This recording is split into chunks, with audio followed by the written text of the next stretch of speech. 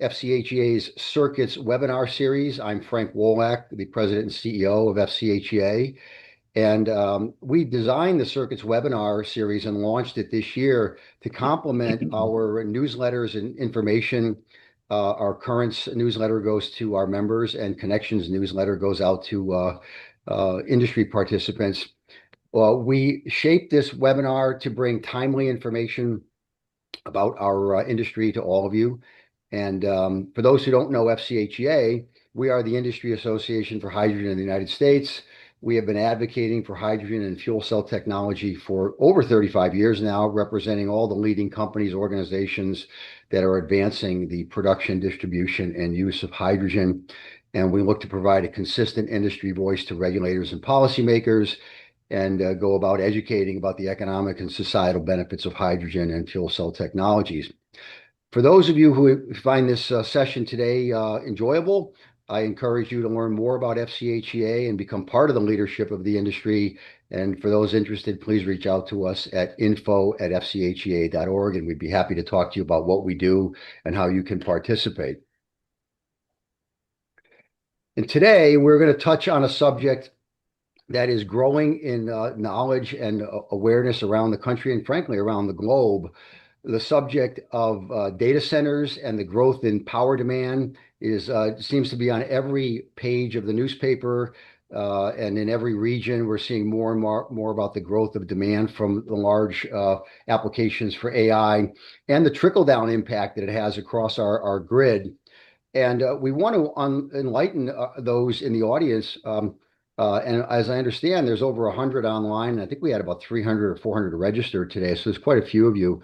But one thing that is valuable in considering data centers and power demand is the role that fuel cell technology can play in providing long-term solutions and baseload power to serve that data center load. And to help with that conversation today, we have three leaders from our industry joining me in this discussion. Each of them will give a outline of their own company's activities in the data center space, give you some education about how their fuel cell technology is employed and some of the benefits. So with that, I'm happy to introduce Brian Vanderbloemen, Vice President of Government Affairs and Policy at Bloom Energy, Dave Alonso, the Chief Commercial Officer at HyAxiom, and Eric Strayer, Senior Vice President and Global Head of Sales at FuelCell Energy. We're going to kick this off with Brian giving us an overview of Bloom Energy, and then we'll move down the line to the other participants. And then we will move to a Q&A session where we see if we can add value to what they did in their individual presentation. So Brian, please take the floor, and let's hear what you've got to say about this subject. Thank you. Thank you, Frank, and thank you for inviting me to tell Bloom's story today about how our company is supporting development of data centers, both in the U.S. and internationally. Next slide, please.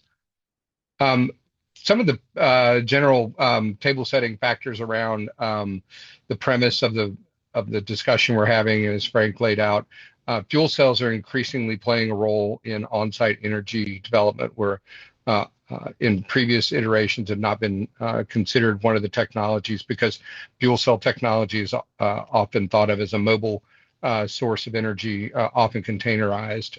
Fuel cells, at least the ones that Bloom builds and my colleagues also build, we're on-site generation. We are primary power.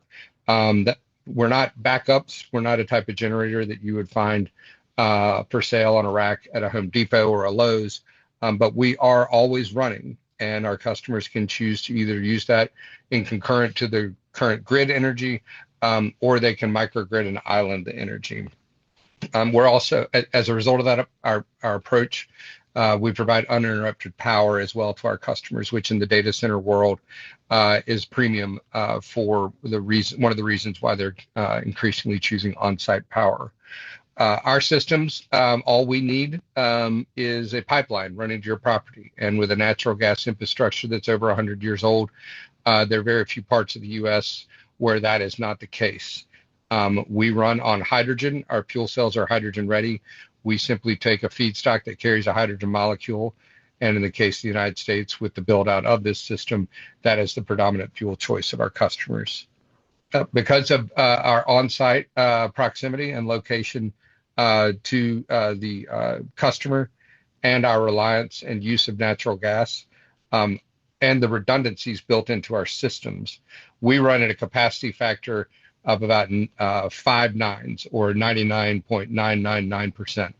That means that if you turn on our systems, you will receive power 99.999% of the time. That can be go up to 6 nines if a customer chooses to add that additional redundancies. Our technology is fuel cell technology. It is an electrochemical process that was patented for solid oxide fuel cells by our founder, Dr. K.R. Sridhar. Um, as a result, we do not combust the natural gas, and therefore our ability to provide both a sustainability and an economic development attribute in the fact that our uh, our fuel cells do not release SOx or NOx or particulate matter. And once they're up and running, they're water neutral. All three things that are very important. In the case of natural gas, our customers do have a pure stream of carbon that's released when the hydrogen is separated. But we are developing applications for both sequestering or utilizing that carbon that our customers will be tapping into. We're also scalable. Think of our systems as Lego blocks. If you look in this picture here, this is roughly a 20 megawatt site that's being shown here. As the customer's energy demands grow, we can add more blocks to that system, which allow them to grow upwards of into the hundreds of megawatts if they so choose. And then, as we'll get into in a little bit, we are price competitive with other solutions that are often cited as on-site alternatives to the grid. Next slide, please. I just give you an ecosystem of our customer base. You can see here that we have everyone from utilities to pharmaceuticals to life sciences to big box stores to hospitals and universities. Our biggest and fastest growing sector, though, is the data center sector. But what all of these customers place premiums on are four things. One of them is time to power, and that is our ability to provide power in the form of on-site generation that, if requested from the grid for the equal amount of capacity upgrades, would take years. We're delivering it in months. Our resiliency of our system, as I mentioned, we go to 5 nines, but we have also been road tested through all types of environmental events, earthquakes, being a California-based company. We have also survived wildfires. We have survived a Category 3 typhoon in Japan, and we've even survived construction equipment falling onto our systems that crushed a good portion of a server farm, but left enough boxes up and running that we didn't lose power for that customer. So what you'll see here, though, is that our customer base is growing, and we have, since we've been in business for 25 years now, we have aggregate amount of nameplate capacity at about 1.5 gigawatts of power. And this chart grows daily. In fact, one of our most recent announcements, it's not on here, is Oracle. They requested, and we delivered a solution to them within 90 days for on-site power at one of their data centers in the U.S. West. Next slide, please. So just to kind of go back again, reiterate the value prop that we bring versus gas turbines or gas engines. Our reliability, our cost, our time to power, all of these things are factored in.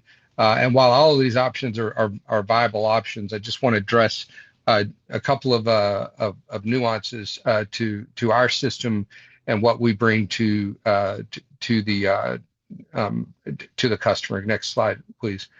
In the case of gas turbines, which was on the last slide, they run at about a 95% capacity, which is outstanding capacity factor. But when they have to go down, they have to go down in full for maintenance. As a result, what we like to call overbuild, that is the amount of power that would be needed to to take them from 95% to 99% of the time requires a customer to purchase an additional gas turbine. It's a very costly proposition. In the case of gas engines, it's not as much of a downtime because it's slightly more scalable. But again, as you can see at the bottom of the slide here, the build out and the additional amount of overbuild is in the neighborhood of 140 megawatts for a 100 megawatt system. If you go to the next slide, you'll see because of Bloom's efficiencies and redundancies, we're already at 99%. If you want to add on the additional overbuild, it's only going to be a 9% addition. So if you're building a 100 megawatt data farm with Bloom fuel cells, you'll only need 110 to cover the overbuild. Next slide, please. And also, as a result of the efficiencies of our system, we usually run about a 50 to 54% efficiency. And because the gas is not being combusted, we are much more efficient and have much lower fuel costs than other technologies that use combustion for generating the electricity. Next slide, please.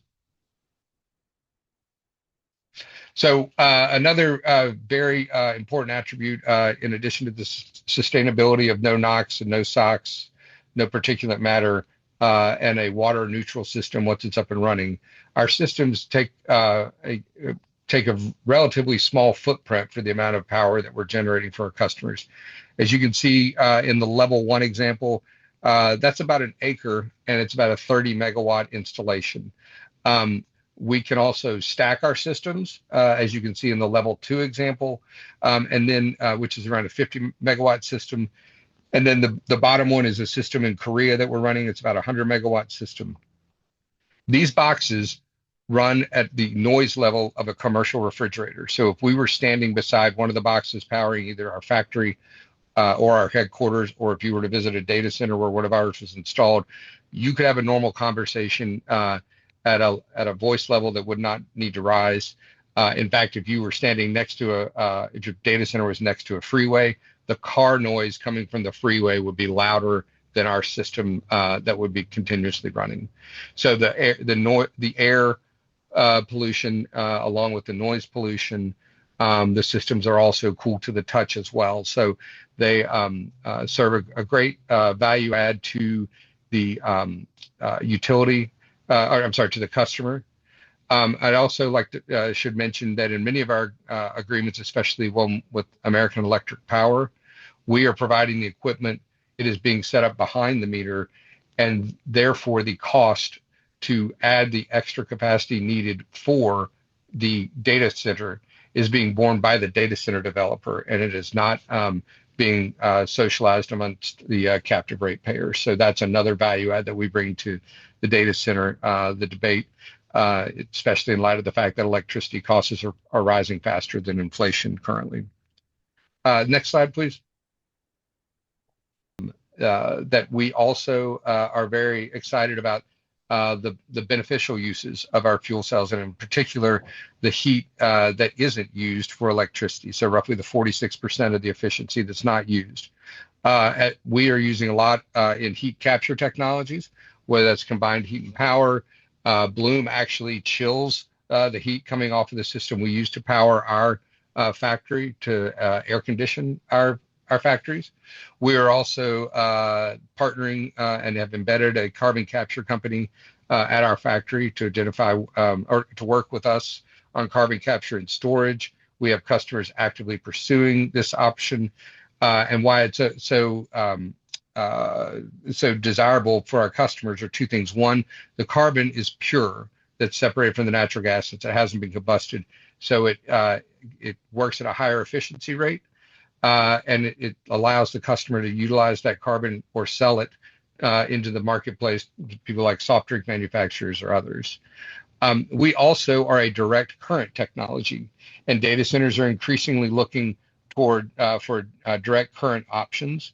And this would be a situation where if the customer did choose that, we would not have to add any equipment to our system. We would actually have to take some equipment out, much easier, much less costly than adding equipment. And then the fourth one and most important one, and ties back to the title of our Trade Association. We are hydrogen ready. Our systems already run on hydrogen. We have methane systems that use dairy waste to take methane out of the cow waste and run and electrify those dairy farms. We use straight hydrogen where it's available.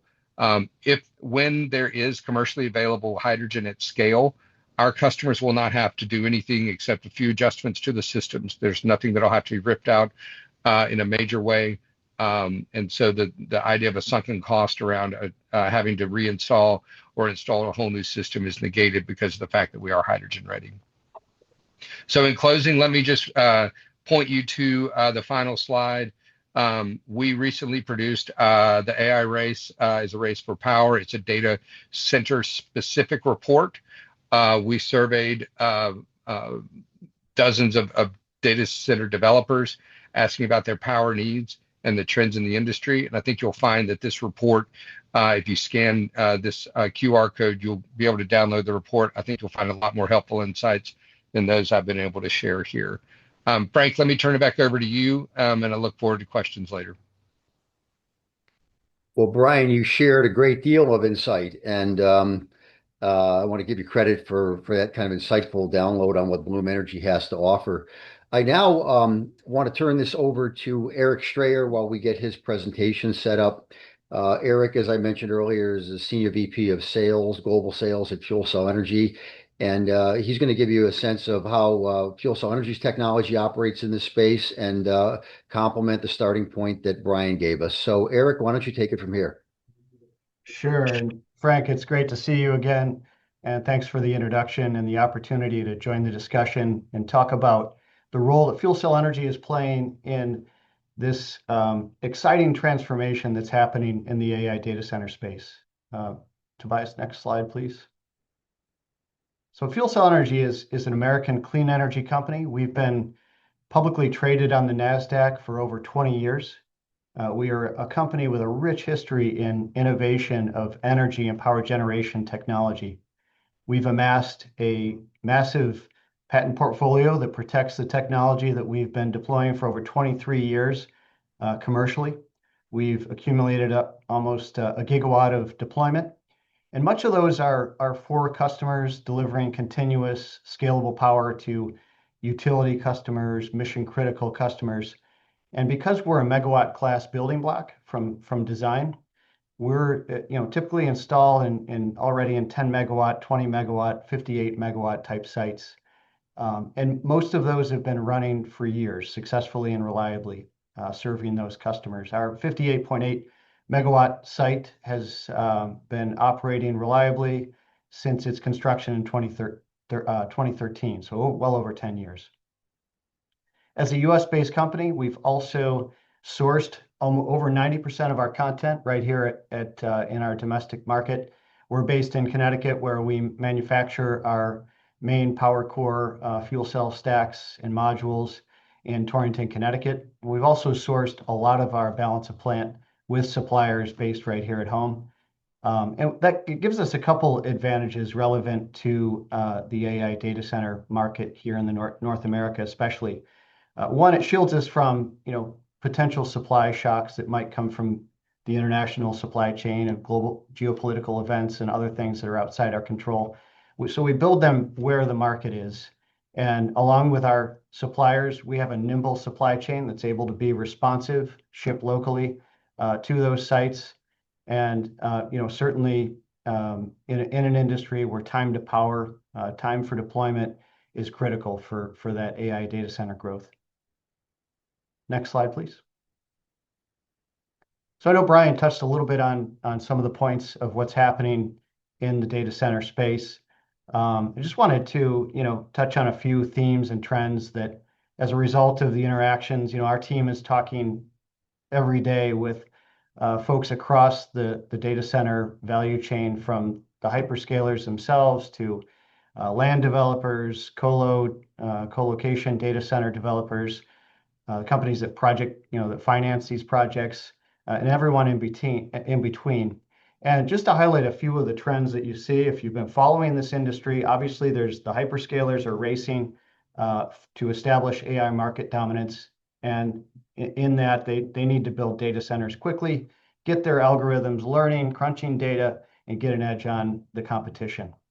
Of course, what that needs is a lot of power. And so they've already built data centers where there was excess capacity in the power grid system. And so that got used up pretty quickly. The next, they turn to bring your own power, acquiring, turbines, engines, fuel cells, anything that, they could deploy more at a on-site to deliver power quickly and continue on that speed to deployment. They've also run into some permitting issues with, air quality and just kind of time to get these projects permitted, especially for on-site power. Also, if you've been watching the headlines, some communities are pushing back, those that have voiced their opposition to the data center development in their communities. It really kind of boils down to a few areas that they're concerned about. One being air quality. How is this combustion-based technology going to impact the local air quality and health impacts? The amount of water usage, that's another one that's getting a lot of attention in the headlines. And then finally, the cost of electricity. Are these large load users going to impact and put strain on the local grid? And how is that going to translate to cost to the ratepayers? Our fuel cells address all three of these very uniquely. And so we're very excited about delivering solutions for these data center deployments to allow them to move at higher speed. It's also, all of this pressure in this race is causing some transition also in the design of the data center itself. In the race to get more power packed into the same rack, those power densities have reached a point where traditional cooling methods are no longer applicable. So it's already mandated a switch to centralized liquid cooling through the rack, or even immersion liquid cooling. And those play into our fuel cell having a cooling option as well, which I'll get into later.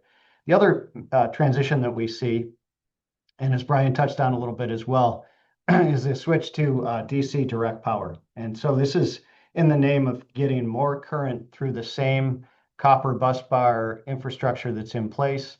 And to do that, you need to drive high voltage DC through that same architecture.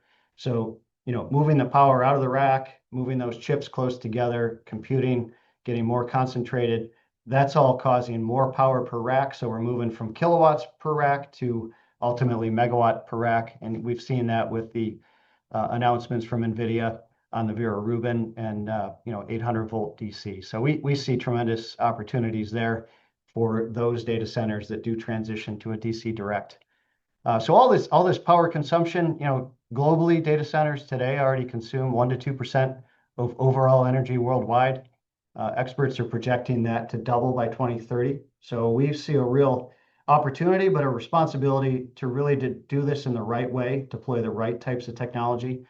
We feel fuel cells are ideally suited for it, to not only deliver on the demanding needs of data center application itself for high reliability, high efficiency, but also do right by communities and minimize the impact to their local air quality, water usage, and isolate them from absorbing the costs of the electricity to energize these data centers. Next slide, please. So how do we do that? How do we fit into that overall ecosystem? Well, if you look at our typical site, we are out there installed in the grid or at customers on site, and we're typically grid tied or grid parallel. We use natural gas, biogas, renewable natural gas. We can also blend in hydrogen. And with that, we produce, without combustion, a very clean, high power quality, high efficiency form of electricity. We're native DC, so we actually produce that as a raw DC output, and we invert it to AC because that's how most of the energy is moved around the grid and how customers consume it. So we're excited about the prospect of both a solution that exists in an AC world as well as DC direct. We also, because at our core, from the start, we designed our solution to be a combined heat and power system. So we can operate and just deliver electric only at fairly high efficiencies, north of 50% electrical efficiency. But we can also tap into a waste heat that's available for applications historically, we've put that into district heating loops and other types of applications. But for data centers, we can solve two big problems that they face. One is delivering power on site. Second is also bringing a cooling solution to that site, data center. And that's making use of really the free heat available from the fuel cell process. So we can take a high quality waste heat, push it through an absorption chiller, and deliver a centralized chilled water loop for that data center. What that means is we can take, kind of industry average for a 100 megawatt IT load. The data center developer needs to size 150 megawatts of power because most of that is going to drive electric chilling loads. If we use our waste heat, we can bring that 50 megawatts of extra power down to about 20 or even less, maybe 15 megawatts. And so not only is that a savings on the cost of those electric chillers and the cost of the electricity to produce that cooling, but also addresses just the scarcity of power generation. It's less power equipment needed per site. And then lastly, kind of a future proofing, although some data center designers are incorporating this as we speak, is carbonate fuel cells are naturally a carbon capture device. We've partnered with ExxonMobil over the years. We're deploying that soon at scale as a carbon capture production process where we can capture external CO2 sources or just the CO2 that's produced in our exhaust. And we can clean that up, sell it into the beverage grade industry or sequester it underground. So all of this with the fact that we are non-combustion means that we don't generate the NOx, SOx, and particulates, near zero impact to local air quality. We're quieter than the HVAC systems of data centers. Our power density is already been very good, relative to other sources of energy and certainly relative to other low carbon emission technology. But we've made a lot of strides in really tightening that up for data centers so that we could close couple that power generation with the data center building. That enables really two things. One, as we do transition to DC architecture, you don't want to be pushing DC across long distances. That's why AC has been the mode of operation for electricity. There's a lot of losses associated with moving that over distances. And so we can close couple that DC output right to the building and close to the racks. Second, we can build it at the site. We don't have to ride the backs of ratepayers and use their transmission and distribution grid infrastructure. We can deliver that power and cooling right to the data center where it's needed. Next slide, please.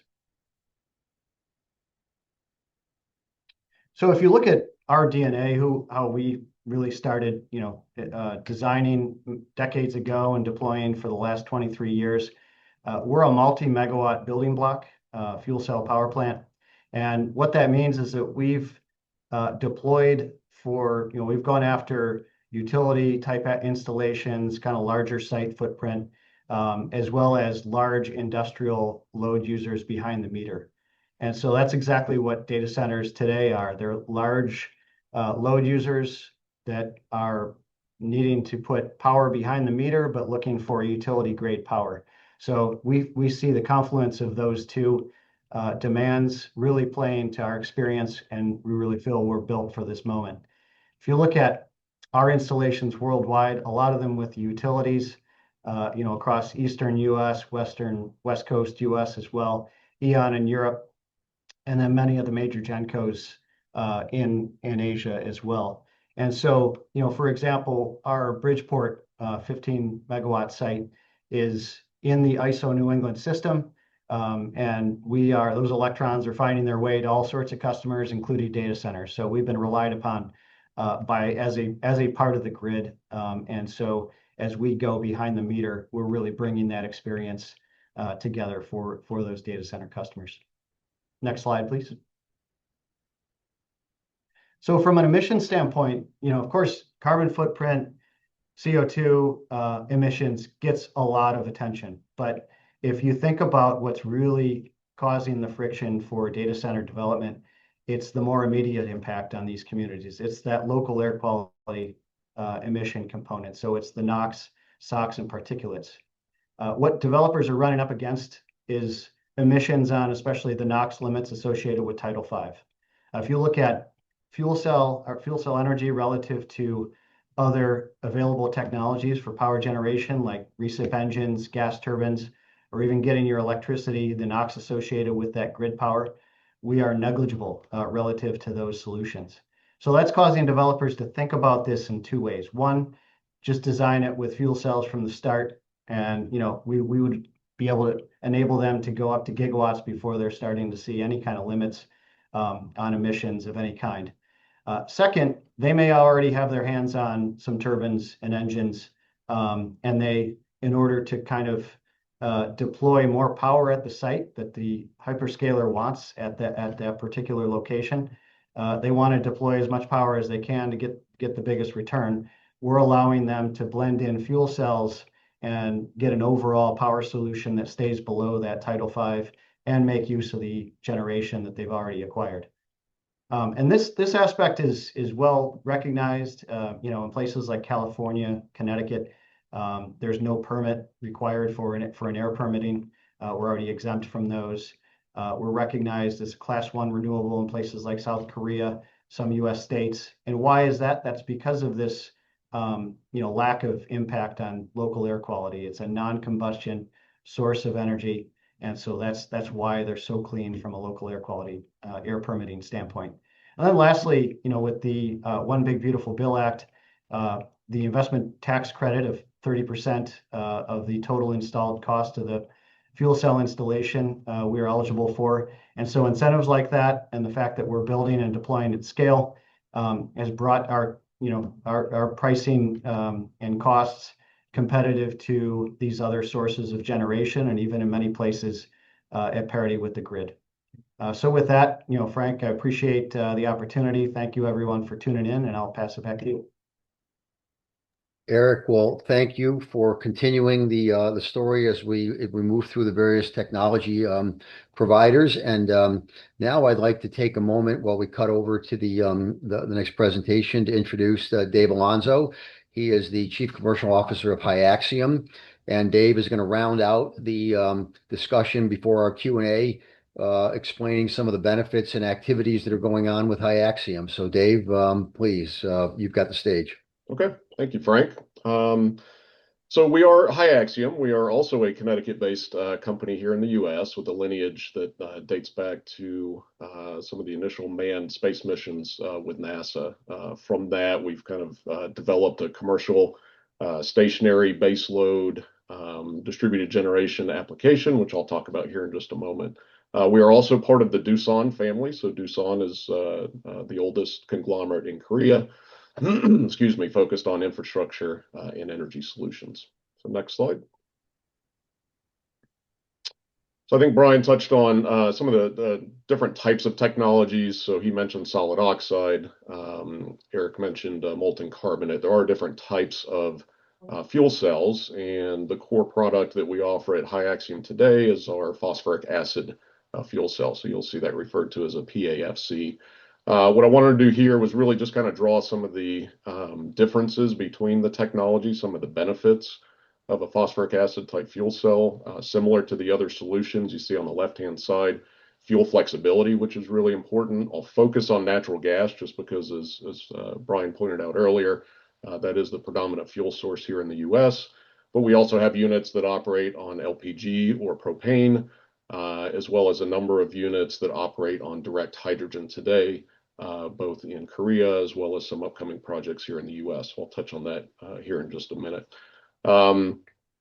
Pretty simple process. Each one of these, you see a single unit reflected there on the left-hand side. Each unit outputs 460 kilowatts of AC power. Efficiency, you see a range there because depending upon the operating regime or even the fuel input, you can see different levels of efficiency. And Eric did a good job, again, explaining some of the combined heat and power applications, which I'll touch on a little bit further here in just a moment. One of the big differences between our technologies with the phosphoric acid fuel cell, the cell stack itself operates at a much lower temperature, which means that you get a longer life out of that cell stack. So we have what we consider an industry-leading 10-year stack life, 20-year overall system life. Footprint was mentioned earlier, 25 megawatts, give or take, in a single story, and I'll show some of the stacked applications that we have around the world as well, where you can double and triple that. Flexibility, this is another differentiator with the phosphoric acid fuel cell. We do have the ability to follow loads. So I know that's one thing we've talked about. Data centers, traditionally have been thought of as base load power requirement, which they certainly are. But as we get more into these AI models and training models and some of the inference and the processing requirements, we are seeing pretty significant load swings for these applications. And the phosphoric acid fuel cell, as you see, has the ability to ramp up and ramp down and work in conjunction with other technologies, again, which I'll touch on here in just a moment. I already mentioned fuel. Operating conditions, again, very similar. Typical operating range. The one thing to point out, as these sites are being developed, water consumption is becoming a hot topic. Below an 86-degree F ambient, our units operate in perfect water balance. So there's no makeup water required. And also no water discharge. So that's another thing. They tend to, they operate in perfect water balance at those lower ambients. So next slide. On this next page, I attempted to put everything that I could think of on one page, all the different challenges that data center developers are facing today. And we've touched on a lot of these already. So on the left-hand side, I'll just say, proven track record. We've got over 800 megawatts operating, and that's growing year by year. Many that are operating in mission critical, be they data centers, hospitals, airports. So again, fuel cell technology is very much proven and has been for a number of years. Time to power has been mentioned. Grid connections are typically, these days 5, 7, 10 years. Deployment in as little as, let's say, 12 to 13 months. And again, the modular structure allows for rapid deployment. We talked about the 5 nines, or I think Brian even said 6 nines. The ability to meet that either on its own or with other technologies, I think is a differentiator as well. I'll talk about the overbuild here in just a moment as well. And of course, I talked about that fast ramp and load responsiveness. Scalability, I'll show you some real life pictures here in just a moment of some of the larger scale applications that we've deployed around the world. We've also worked on some of our typical, call them reference plants in building block sizes, anywhere from 5 megawatts, 20, 50, up to 100 megawatts. Commercial flexibility, I think, again, one thing that a lot of data center operators are facing today is they typically have not deployed capital on the power generation side. It's usually been a grid connection. So we are working with partners to bring some flexible commercial arrangements, be they anything from capital purchase, turnkey installation, up to a PPA or lease, depending upon the need. And again, as we start looking at some of the LCOE comparisons, we feel we're very competitive, especially with, as Eric mentioned, the reintroduction of the investment tax credit. The last one on the bottom right, I think, is super important as we start looking at data centers that are closer to the demand centers, closer to city centers. In effect, we are good neighbors. So we talked about the non-combustion nature of generating electricity, different than traditional combustion-based technologies, minimal air pollutants, quiet, and also ready for either carbon capture or direct hydrogen, which would basically produce zero emissions. So we'll go to the next slide, but this is a good takeaway for all the different key factors that developers are facing today. One of the other things we're doing at HyAxiom is looking at integrated solutions. So I mentioned our core technology, but we also are listening to our customers and trying to bring solutions to the market that meet their needs. I'll start with mobile solutions, which, as we've heard some customers looking at more of a bridge type application, they need power for 3 years, 5 years until that grid connection is available, and then they would look to relocate those assets to their next data center site. So we've been working with, again, some key suppliers to be able to bring this mobile solution.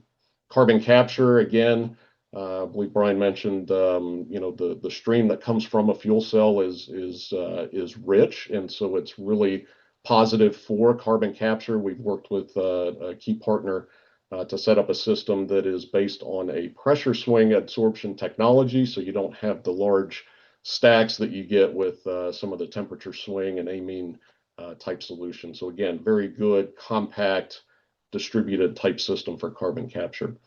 Absorption chillers, again, the combined heat and power or combined cooling and power applications, there's a lot of potential there. So as Eric mentioned, a lot of the electrical load is dedicated towards cooling. If you're able to take the byproduct heat and use that in chillers, you're actually able to reduce the overall electric demand on the data center and increase your power use effectiveness pretty significantly. We'll be publishing a white paper shortly, so again, more details to come on how to integrate this in your designs. And then the microgrid applications, being able to integrate with other technologies. We've got some proven cases there. So next slide.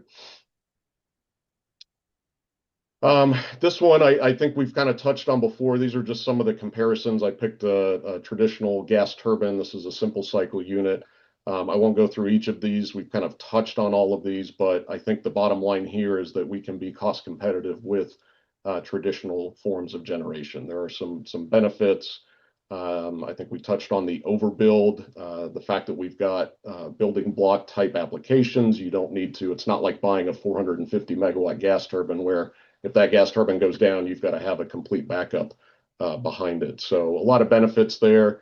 And again, competitive power rates compared to other technologies. So why don't we go to the next slide? I think these last few are just some examples.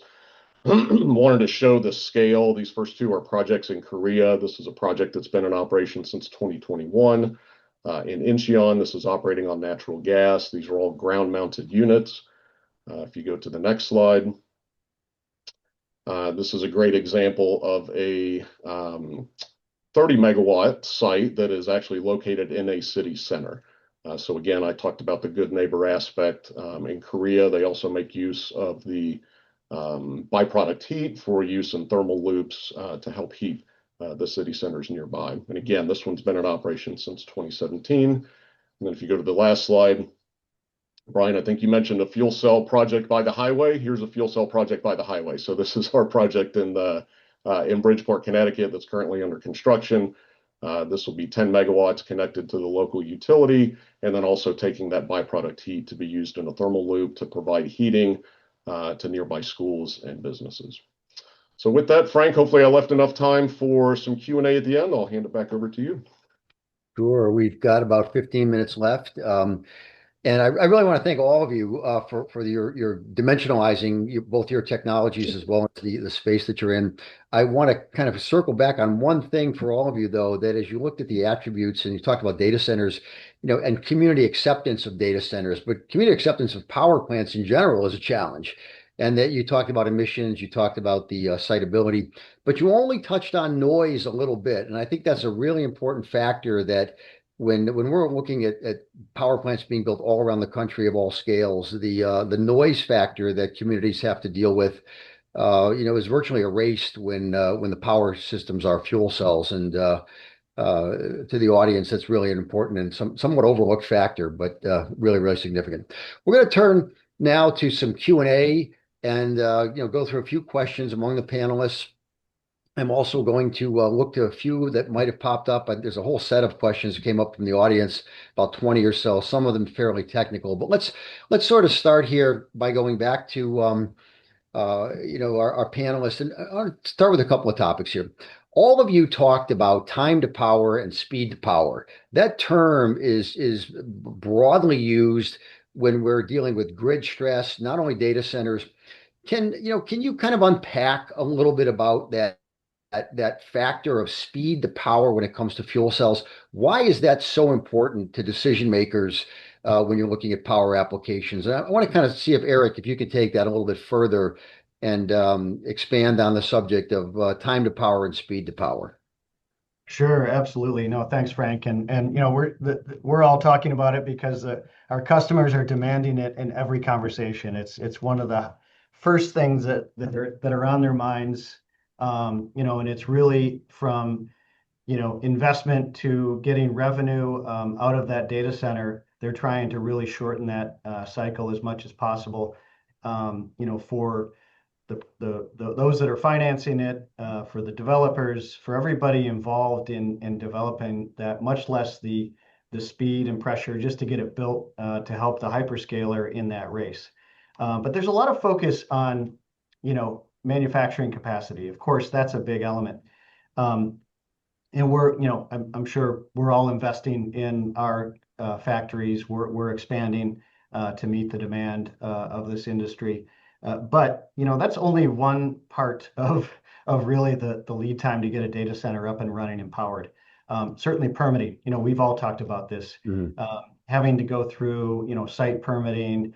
If it's tied to the utility, there's an interconnection procedure that takes some time. If it's completely off grid, which seems to be gaining more popularity, that will shorten that time. But still, you have air permitting to get through, and the rest of really development of the data center itself. So we're sort of looking at sizing our capacity and lead times to what the real needs are for growing, getting that first block of the data center in place and then growing from there. And so we feel one of the advantages is really the modularity. We're working on pre-engineered, larger size blocks composed of multiple plants, multiple modules of our system that we can deliver on a monthly basis. So from order to that first batch, we can time that with the very first start of the building and getting that data center,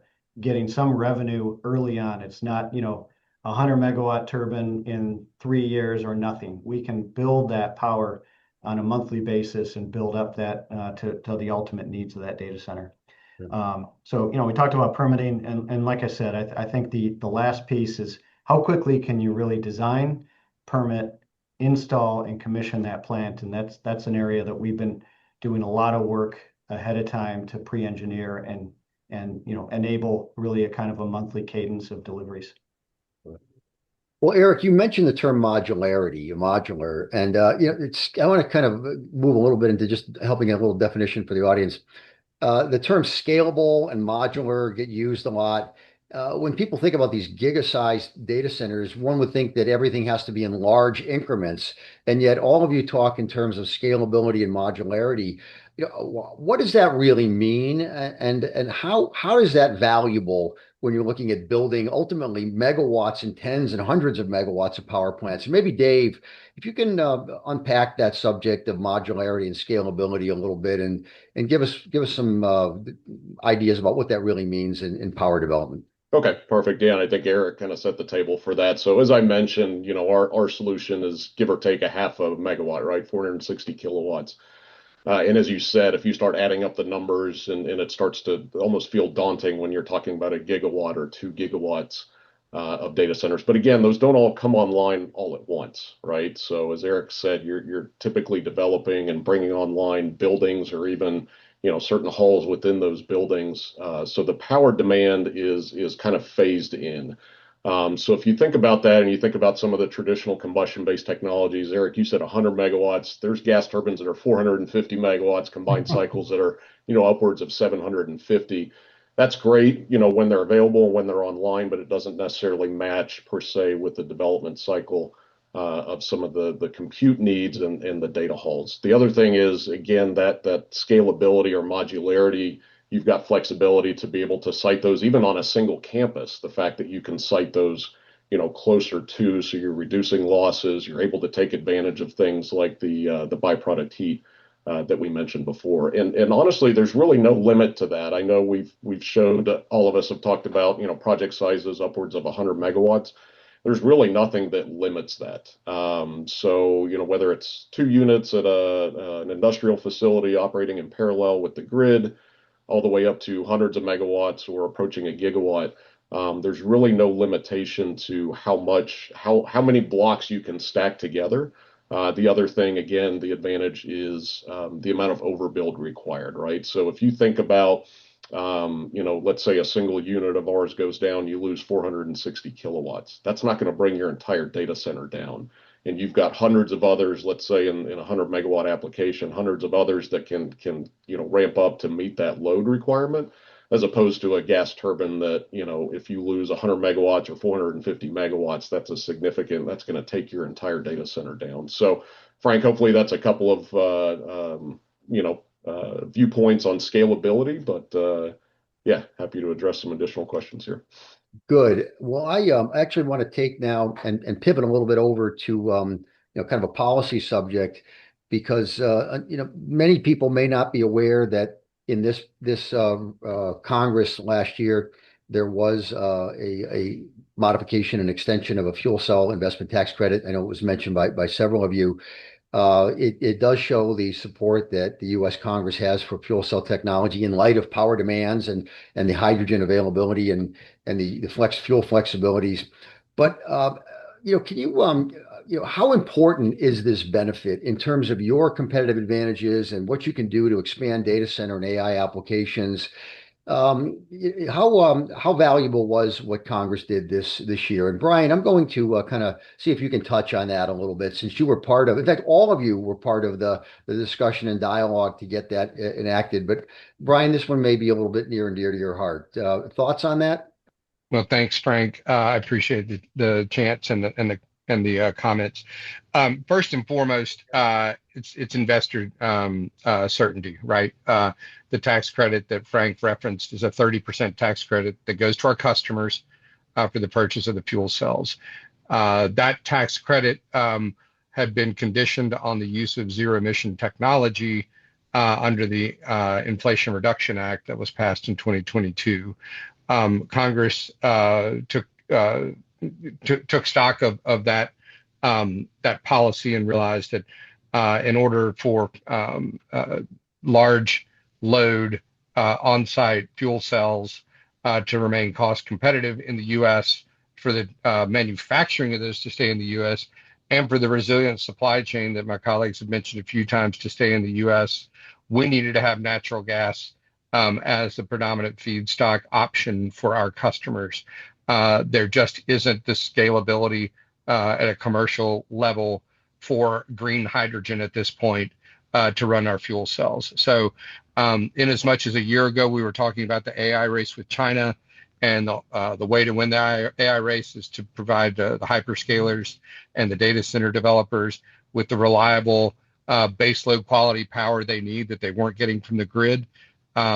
This was a sound tax policy decision for Congress and the administration to take. So it's the certainty of knowing that until 2033, the fuel sources will not be limited, but the tax credit will be available. That really is sending signals to our customers that the use of natural gas in this non-combustion manner is something that they can rely on going into the next decade. I hope that helps answer your question, Frank.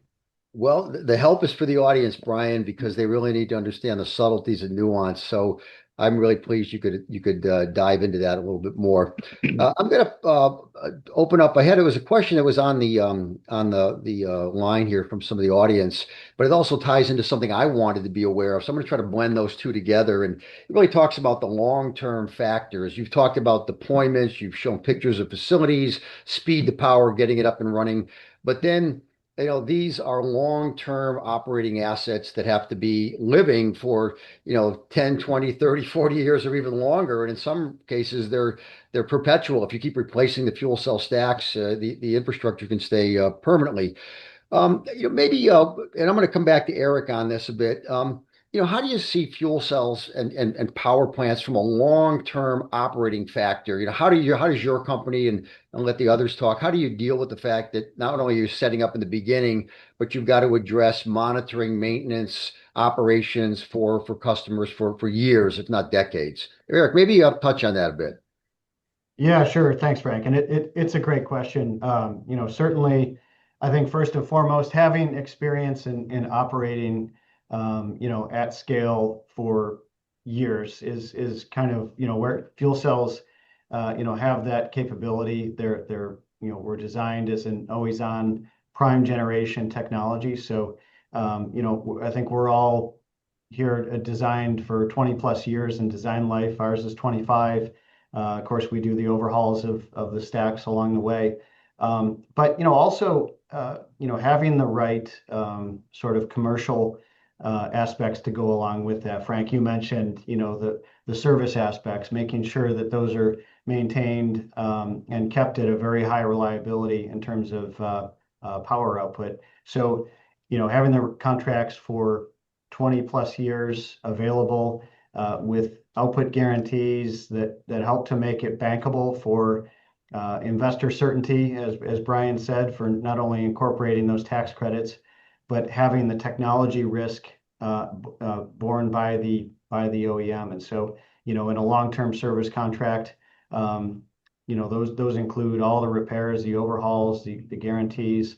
And that's one of the things that's really a critical element foundationally for offering structured finance, project finance, power purchase agreements, and the like. So yeah, fuel cells have that experience. We've been doing that for decades, both generating assets on our books or with third-party financing partners or our end customers through ownership. So all of that is really foundational for this going forward. Well, we are almost at the top of the hour, and I want to just kind of raise one question for the group, and maybe all of you can weigh in real briefly. But you got some momentum building. You've got technologies that are commercial with lots of experience. Demand is growing. As you look forward into 2026 and beyond, are there any factors, policy factors, or industry factors that you think need to be addressed to sustain the momentum? Any thoughts from the audience about what else might be needed to keep this growing? I, I'll go ahead and Frank and address one. The certainty around the cost in the investment tax credit was certainly one of the first major hurdles. I think the next one, and one that we're watching closely, is the role of the interconnection process, and the fact that right now, if a customer chooses to wholly island their system, and let's say we're putting in a 50 megawatt system, FERC, the Federal Energy Regulatory Commission, still has to study that project as if we were adding 50 megawatts to the grid or needing 50 megawatts from the grid. So in a totally islanded situation, that would not be the case. Yet there's still required multiple years and multiple millions of dollars of studies before the FERC can approve that project. We'd like to see some revisiting to that in the age now that we're in. I think we can all agree this electric grid is the backbone of our electricity delivery system right now, but it was built for a 1950s electric delivery economy. We're now trying to solve 2026 problems on the back of a grid that's aging and brittle. And so the ability to ramp up, get these on-site projects developed to take some of the stress off the grid while the grid catches up is extremely important, and something we'll be focusing on this year. I appreciate that comment, Brian, because that's not just a federal item. That also is because a lot of activities are regulated at the state level. There's definitely a nationwide need to revisit some of those guidelines, and it's certainly something that FCHEA is going to be looking at with our members and our state associations that we work with. Any other closing points on that, Dave or Eric, before we wrap? Yeah, the only thing I was going to add in addition to the electrical interconnect side is on the fuel side, making sure that there's clarity and support, federal and interstate natural gas pipelines, right? A lot of these large data centers, they're going to be massive consumers of natural gas. So making sure that infrastructure is robust and there in a timely fashion in order to support some of the target operational dates. Okay. Eric, closing comments, Eric? Yeah, no, I just maybe one last thing to add to that. I think, that any sort of, incentive that is put in place from protecting ratepayers or incentivizing a certain type of, cleaner energy generation. I think the important consideration is that it's durable. If it can go away tomorrow, there's no way for investors to really price it in or really make use of that from a financing standpoint. And so really kind of the durability, like the ITC, the fact that it's extended out gives those investors certainty on that benefit. Good. Well, with that, we're going to close, and I want to thank all of the nearly 300 participants who logged in today. And we did, in large part, address the fuel cell power solutions for a large segment of data centers. But what we also heard is that the growth in demand creates a lot of stress throughout the entire value chain of power. And it sounds like a good topic for future editions of circuits to look at some of the microgrids and integrated storage, backup power, and even agricultural microgrid applications that I've been hearing about that are in the landscape. So stay tuned for another edition to this. Until now, I want to thank everybody who participated, my panelists and all the audience and my team who helped put this event together. So until next time, if you need anything to learn anything about the industry and how you can participate, please reach out to fchea.org. We're happy to assist. Thank you.